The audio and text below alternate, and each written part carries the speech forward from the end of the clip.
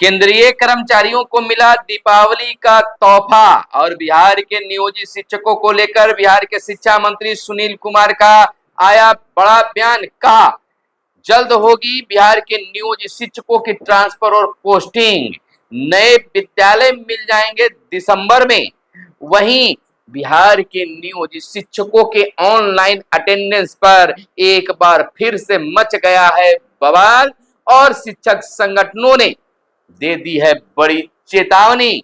नमस्कार, मैं हूं आपके साथ सुनील बॉबी और आप इस समय देखना शुरू कर चुके हैं अपना खास कार्यक्रम एजुकेशन एंड जॉब बुलेटिन, यानी बिहार शिक्षा समाचार, जहां बातें करते हैं बिहार शिक्षा विभाग की खबरों की, बिहार के नियोजित शिक्षकों, बीपीएससी से बहाल शिक्षकों और तमाम तरह के शिक्षकों के साथ युवाओं और छात्राओं के लिए क्या है न्यूज अपडेट, तमाम खबरों से आपको अपडेट कराते हैं। आपको बता दें कि ट्रांसफर पोस्टिंग को लेकर बिहार के शिक्षा मंत्री का एक बार फिर से बड़ा बयान आ गया है। हमेशा की तरह उन्होंने फिर बयान दिया है, अब शिक्षकों से कहा है कि जल्द आपकी पोस्टिंग होगी। ट्रांसफर पोस्टिंग को लेकर बोले शिक्षा मंत्री, हमने उदार नीति बनाई है, दिसंबर में हम इन शिक्षकों की पोस्टिंग कर देंगे। मुख्यमंत्री जी के निर्देश पर यह नीति बनाई गई है। जिनको भी कुछ समस्या है, इस नीति से वो जिला स्तर पर गठित कमेटी के सामने अपना पिटीशन देंगे। अगर इस नीति में किसी तरह की आगे सुधार की जरूरत महसूस हुई तो वो भी करेंगे। फिलहाल हम दिसंबर में इन शिक्षकों की ज्वाइनिंग करवाने जा रहे हैं। यह शिक्षा मंत्री सुनील कुमार का एक बड़ा बयान फिर से मीडिया में तैरने लगी है। वहीं मोदी कैबिनेट ने केंद्रीय कर्मचारियों को दिया दीपावली की गिफ्ट, यानी कि सौगात दी गई है। मोदी कैबिनेट ने 3% बढ़ाया महंगाई भत्ता। मोदी सरकार ने केंद्रीय कर्मचारियों को दीपावली गिफ्ट दिया है। केंद्रीय कैबिनेट ने 3% डीए बढ़ाने का प्रस्ताव को मंजूरी दे दी है। इस बढ़ोतरी के बाद डीए 53% हो जाएगा। बढ़ा हुआ डीए जुलाई से लागू होगा। ऐसे में कर्मचारियों को 3 महीने का एरियर भी मिलेगा। इसके साथ ही कैबिनेट ने कोस्टल शिपिंग बिल 2024 और रबी की फसलों के लिए भी एनपीएस की मंजूरी दी है।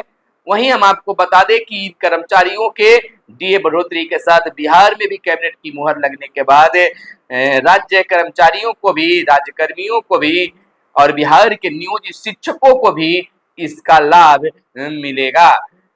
आपको बता दें अनुमंडल में हो सकता है शिक्षकों का ऐच्छिक स्थानांतरण। आपको बताते चले कि अब शिक्षा विभाग एक नए फॉर्मूले के साथ शिक्षकों की तबादला पोस्टिंग करने जा रही है। आपको जानकारी के अनुसार बता दें कि अब बिहार के नियोजित शिक्षकों के पोस्टिंग को लेकर जहां गृह अनुमंडल छोड़ने की बात हुई थी, तो गृह अनुमंडल से बाहर शिक्षकों को किया जाए, इसके लिए शिक्षा विभाग नया फॉर्मूला बना रही है। उम्मीद 1 से 2 दिनों में इस फॉर्मूले को सार्वजनिक भी किया जाएगा। माना जा रहा है कि 1-2-3 प्रखंड मिलाकर एक शैक्षणिक अनुमंडल बनाया जाएगा और उस शैक्षणिक अनुमंडल के आधार पर ही नियोजित शिक्षकों की पोस्टिंग की जाएगी। गुणवत्तापूर्ण शिक्षा बहाल करने में आएगी खास बाधा, तो उस बाधा को दूर करने के लिए इस तरह का कार्य किया गया है। स्थानांतरित जरूरी किया गया है और अपने अनुमंडल से बाहर होगी पोस्टिंग और तबादला बिहार के शिक्षकों को। आगे की खबर हम आपको बता दें कि इस तरह की पोस्टिंग को लेकर बिहार के नियोजित शिक्षक लगातार आवाज उठा रहे थे।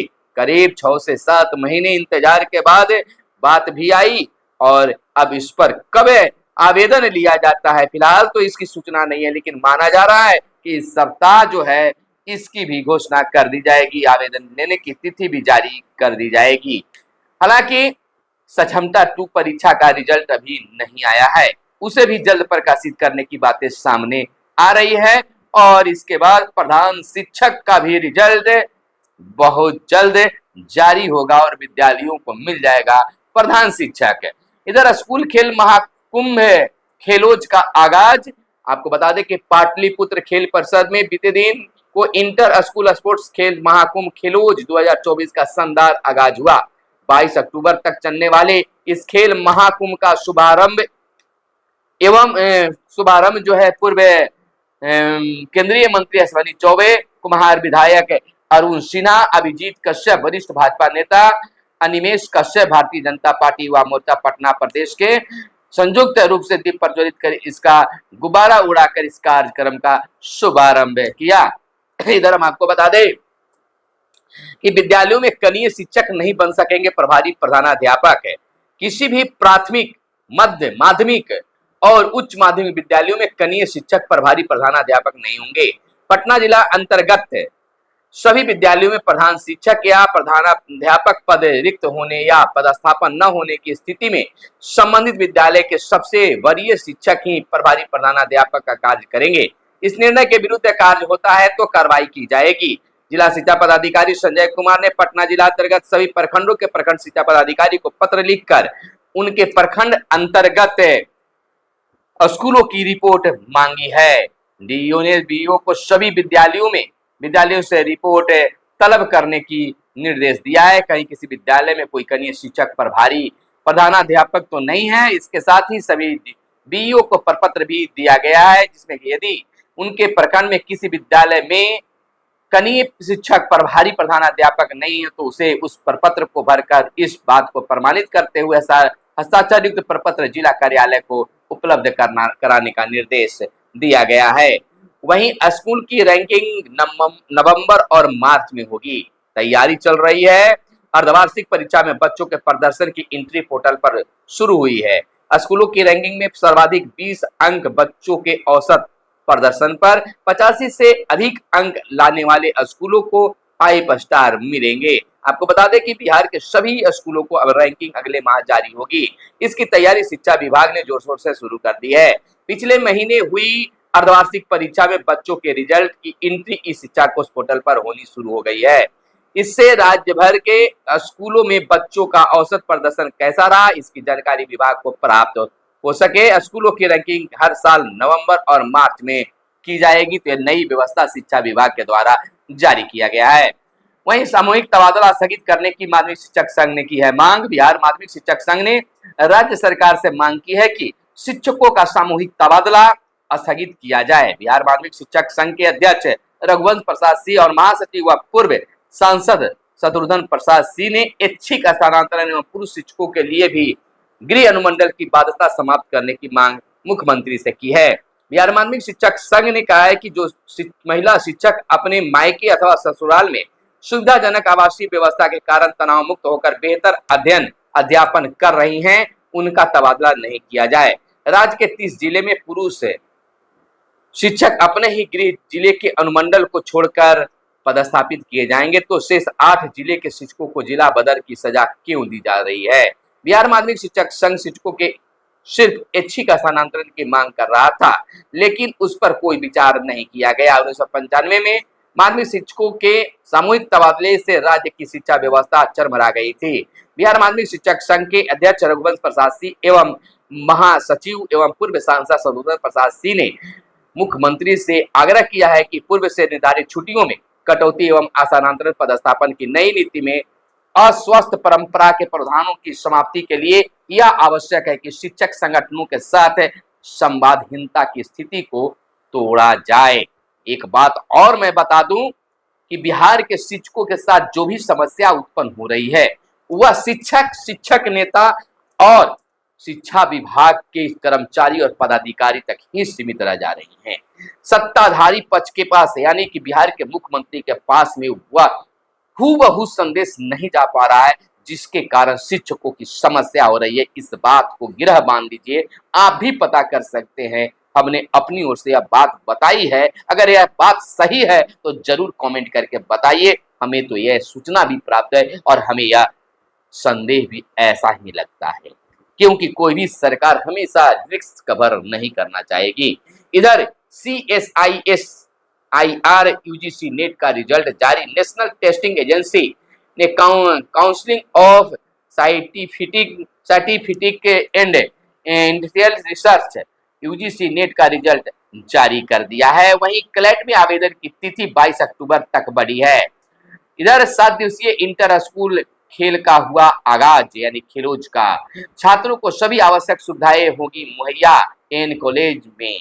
वहीं शिक्षकों का सामूहिक तबादला स्थगित करने से सरकार से शिक्षक संगठनों ने मांग किया है। तो वहीं स्कूलों में चुनावी साक्षरता क्लब की अब होगी स्थापना, यानी कि केंद्रीय माध्यमिक शिक्षा बोर्ड ने मान्यता प्राप्त सभी स्कूलों में लोकतंत्र कक्ष और चुनावी सभा साक्षरता क्लब की स्थापना की जाएगी। इस संबंध में सीबीएसई ने सभी स्कूलों के प्राचार्यों को पत्र भी लिखा है।